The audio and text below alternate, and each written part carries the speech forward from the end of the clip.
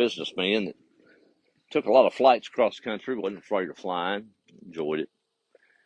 He recounts in a business meeting, motivational speaking engagement that he was performing, of a flight that he had taken across country that was pretty scary. They boarded the plane, no trouble to be seen, and as they were well underway, the captain come across the loudspeaker and said, "I'm sorry, folks, we're about to hit some turbulence, pretty bad storm up ahead. We'll make it through it, but we're going to suspend drink service on this flight, so our apologies. Go ahead and fasten your seatbelts and get ready for a little bumpy ride."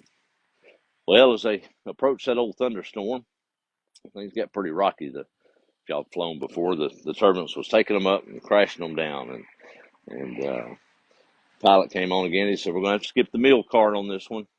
Everybody needs to stay buckled in for the duration of the flight. We're about to hit some pretty bad stuff." Well, as the storm overtook the plane and the lightning crashed around them and was well above the roar of the engines, everybody was noticeably scared. People were anxious and crying, and some folks were praying.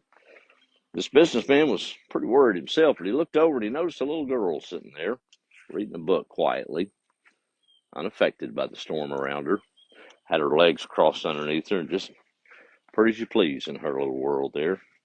Said she'd close her eyes every now and then open them back up and continue reading, unaffected by what was happening around her. Well, they survived death's door amidst a horrible flight, extreme terror.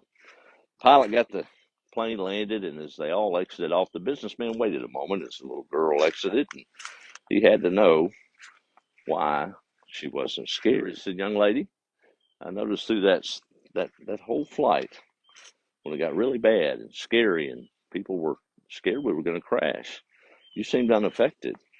Why?" She looked up and she said, "Because my daddy's the pilot and he's taking me home." So when you know the pilot, the storms don't bother you, do they?